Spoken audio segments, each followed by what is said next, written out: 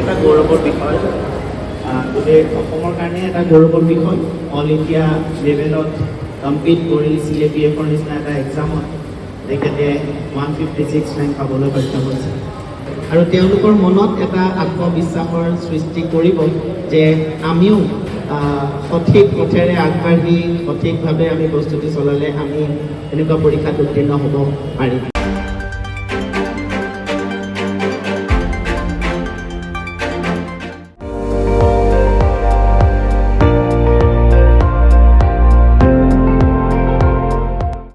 আপুনি চাই আছে ND24 সৰ্বশ্ৰেষ্ঠ নহয় সৰ্বোত্তমৰ দৌৰ।